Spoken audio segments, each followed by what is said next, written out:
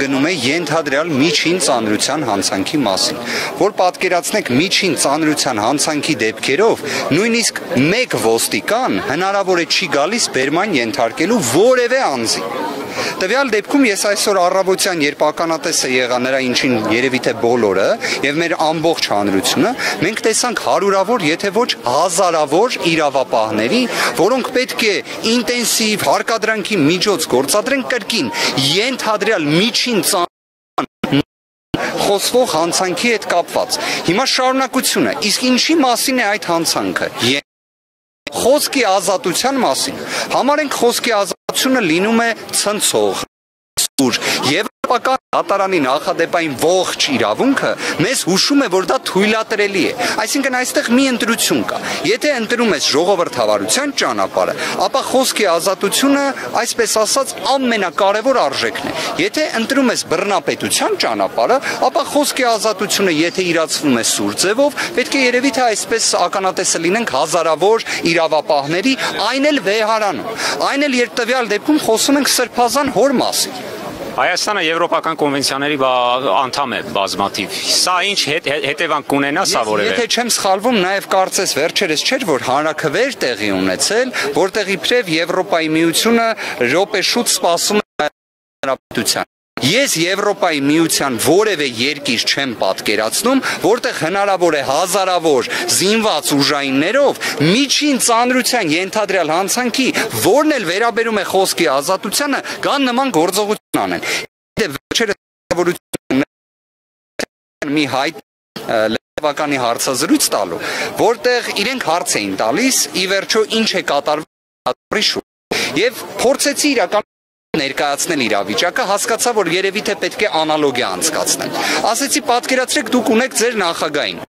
պարոն Մակրոնին։ Ասում է, այո, ասում եմ, դուք նաև ունեք որպես կաթոլիկների բարձր առաջնորդ, ասում է այո, ասում եմ դուք պատկերացնում եք, որ պրեզիդենտ Մակրոնը, օրինակ նախագահ Մակրոնը պահանջի Հռոմի պապի հրաժարականը, վերջինս սկսեց ծիծաղել, երբ նկատեց, որ ես չեմ ծիծաղում եւ լսեց իմ արձագանքը, որ այ դրանից մի բան էլ ավելի վատ իրավիճակ է Հայաստանում, թե կռած իրավիճակի լրջություն։ Սա աբսուրդ է, սիրելի գործընկերներ, սա իսկապես աբսուրդ է, սա աբսուրդ է, որ մենք կարող ենք պատկերացնել, որ մենք ունենք պարտականություն մայր աթոռը պաշտպանելու, մենք ունենք պարտականություն սրբազան հորը պաշտպանելու, մենք ունենք պարտականություն վեհափառ հայրապետին պաշտպանելու։ Սա անկեղծորեն եմ ասում, սա աբսուրդ է, սա իրավական որևէ մի տրամաբանություն չունի, սա ես չգիտեմ ինչ է։ Պարոն Վարդանյան, դուք նշեցիք խոսքի սահմանափակումը, բայց հեղաշրջման կոչերի համար են ըստ էության այդ քրեական վարույթները։ Ես նորից էլի եկեք ձևակերպեմ։ Կարծում եմ քրեական օրենսգիրքը այս իրավիճակները շատ ավելի խորքային ամենայն տալիս է մի ծանրության աստիճան, որ պատկերացնեք միջին ծանրության հանցանքը այն դեպքերն է, որ հնարավոր է լինի տուգանք, հնարավոր է լինի այլ պատիժ։ Այդ արարքի համար կարող դա նշանակում է իր ինտենսիվությունը բավականին ցածր է։ Անկախ նրանից դրա բովանդակությունը սուր է, վտանգավոր է եւ այլն, դա կպարզվի հետագայում, բայց մի կարևոր բան։ Ես լսեցի Միրան Պողոսյանի խոսքը, որտեղ փաստաբանը ընդգծեց, որ խոսքը գնում է ամիսների, եթե ոչ տարի ամիսներ առաջ կատարված հայտարարության մասին։ Այդ որտեղ առաջացավ առհասարակ բոլորս գիտենք, չէ՞, տաք հետքերով է լինում։ Այսինքն հիմա ենթադրենք, եթե ես օրինակ լրագրողի օրինական գործունեությունը խոչընդոտեմ, ինձ հենց այդ պահին, չէ՞, պետք է հարկադրանքի միջոց կիրառեն։ Օրինակ, եթե ես կներեք օրինակի համար, պարոն Մակարյան, եթե պատկերացրեք լրագրողի նկատմամբ հարկադրանքի միջոց եմ կիրառում, 5 ամիս հետո որոշում են իմ նկատմամբ, այսպես ասած, քրեադատավարական մեխանիզմներ կիրառել։ Դուք ինչ արձագանք կտաք, չէ՞, ասի ուրեմն ստեղ մի բան է ինչի։ Ժողովրդի լեզվով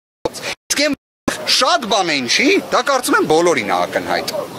Անկախ նրանից թե ինչ հոդված է։ Ես ուղղակի իսկապես մեծ հույս ունեմ եւ հավատս երբեք չեմ կորցնելու, որ մեր հասարակության համար գոյություն ունեն սրբազան արժեքներ։ Եվ դրանցից մեկը մեր հավատքն է, մեր մայր աթոռն է։ Պարոն Վարդանյան, հիմա կարծես թե չկարողացան, չհաջողվեց ահացականային տանել Միքայել Սրբազանին, չնայած մինչ այդ հայտարարություն են տարածել եւ կոչ են անում չթաքնվել իրավապահներից, բայց իրենք հեռացան։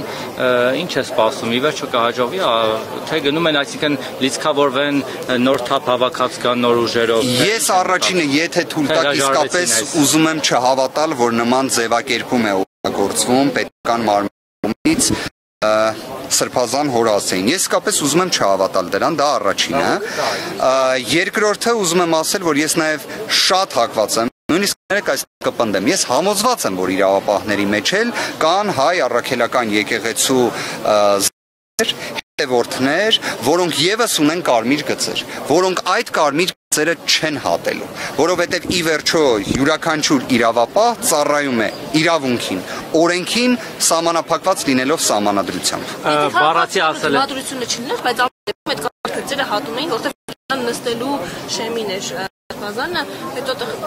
դիմադրություն եղավ ոստիության պատճառով։ Ես կարող եմ կրկին իմ կարծիքը հայտնել, որ ես չեմ կարող բոլորի համար ասել։ Բոլոր իրավապահների համար չեմ ասում, բայց ես համոզված եմ, որ այնտեղ կան մարդիկ, որոնք կունենան այդ կարմիր գծերը։ Հավատում եմ դրան։ Տեսեք, պարոն Վարդապետյան, բառացի ասել են Միքայել arczepiskopos Աջապահյանին, փակագծում Գևորգ Արտաշեսի Աջապահյան, ոչ են քանում չթաքնվել իրավապահ մարմիններից եւ ներկանալ իրենց սպասող ազգային անվտանգության ծառայության օպերատիվ խմբին։ Ես չափազանց վատ եմ զգում նման հայտարարության համար եւ կրկին կմնամ իմ այն կարծիքին, որ միգուցե դա պարզապես, այսպես ասած, էպիզոդիկ հայտարարություն նույն իրավապահների ներկայացուցիչների չի կիսում նման հայտարարությունը, որտեղ ես անկեղծորեն եմ ասում։ Մի հատ իրականում ուզում եմ սա ֆիքսենք։ Միջին ծանրության ենթադրյալ հանցանքի համար, որի համար որպես պատիժ կարող է լինել տուգանքը, նման ինտենսիվ հարկադրանքի միջոց, թաքնվելու մասին խոսակցություն եւ այլ, պիտի կանգնի իրավական առումով պատկերացնում եք լուծում կարգավորում, թե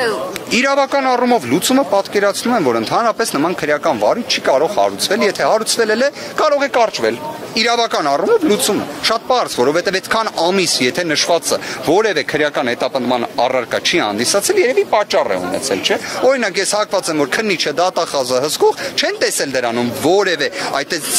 ինտենսիվություն ենթադրող խոսք։ Նա հաշվի առեք խոսքի ազատությունը եւ այսպես ասած քրեորեն հետապնդելի արարքի ենթադրյալ առնչությունը շատ նուրբ սահման պետք է ունենա։ Եվ այդ իմաստով ես նաեւ չեմ էլ լսել նման խոսք ընդհանրապես, որը առնչություն ունենա քրեական օրենսգրքի նման հոդվածի հետ։ Դուք հնարավոր համարում եք, որ ուժային կառույցները կհրաժարվեն սպասարկել իշխանության այս օրակարգը եւ գալ այս գործողությունները իրականացնել, որովհետեւ տեսեք մեդիայի բացառիկ տեղեկություններով իրավապահները հրաժարվել են ուժի կիրառմամբ հրաման կատարել։ Ես բնավ չեմ բացառի, ինչ որ իմաստով ձեր հայտնած տվյալները կարելի ասել համընկնում են քիչ առաջ իմ հայտնած այն կարծիքի հետ, որ այստեղ կան կարմիր գծեր։ Այստեղ իսկապես դասական իմաստով հենց այն կարմիր գիծն է, որը կարող ենք պատկերացնել բոլորի համար։ Գործընկերներ ջան, առաջինը, իսկապես ուզում եմ, որ մեկի մոտ հավատը, առայն, որ իսկապես մեր հասարակությունում կան կարմիր գծեր, երբեք չդադարի։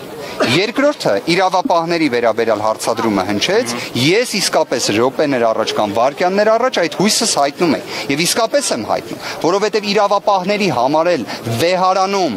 հարկադրանքի միջոց կիրառել խոսքի ազատության, նույնիսկ եթե մի քննիչ կամ մի դատախազ պատկերացնում է, որ այդտեղ առնչություն կա քրեական օրենսգրքի հետ, այդ ինտենսիվության կարիք չի կարող լինել, որովհետեւ կրկին սա միջին ծանրության հնարավոր տուգանք ենթադրող արարքի մասին է խոսքը, եթե հաստատվի, որ նման երևույթ կա։ Ես առնվազն որպես մասնագետ կարող եմ ասել, ես նման երևույթ չեմ տեսել։ Ավելին իմ կարծիքի հետ առնվազն համաձայն են եղել բազմաթիվ քննիչներ, դատախազներ, ամիսներ շարունակ, որովհետև քրեական հետապնդում չի եղել։ Հիմա ինչ փոխվեց։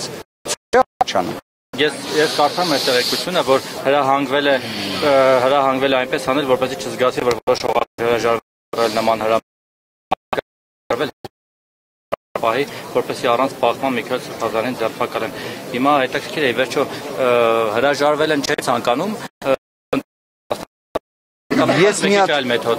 թույլտվության մի հատ ուրիշ բառին ուշադրություն կդարձնեմ, ուղղակի ապշելու աստիճանի իրավիճակ, եթե մենք խոսում ենք սրբազանի ձերբակալման մասին, հասկանում եք, ու ինչ ենթադրյալ արարքի, խոսքի ազատության շրջանակներում գտնվող ենթադրյալ գործողության մասին, այս իրականում հարկադրանքի միջոցը սիրելի գործընկերներ, միջազգային փորձում է այդպես, դա բացառիկ դեպքերին է վերաբերում։ Հիմա Հավարության արժեքների, այսպես ասած, օրան է, թե ճիշտ հակառակը։ Հիմա իրականում շատ հետաքրքիր, ուղիղ, ցանկացած, այսպես ասած, անաչառ մարդու համար, սա ջրբաժան է որոշակիորեն։ Եթե խոսքի ազատության շրջանակներում, այն խոսքի, որը կարող է դուրեկան չլինել։ Իդեպ Եվրոպական դատարանն ասում է, որ այդ խոսքը կարող է նույնիսկ լինել ցնցող։ Իդեպ եզրույթն եմ օգտագործում, ցնցող աստիճանի խոսք։ Այդ պայմաններում միևնույն է, այն իրավաչափ է։ Ըստ Եվրոպական դատարանի, հիմա այդ եվրոպական արժեքները դրել ենք մի կողմ, եթե դրել ենք մի կողմ, թող գոնե ուրեմն ուղիղ տենց ասեն, հասկանանք, որ օրենսդրությունն է գործում, ըստ դրա էլ մենք էլ մեր դիրքորոշումը կառուցենք։ Ձեզ շնորհակալություն, շատ համբերությամբ լուծվեք։ Շնորհակալ եմ։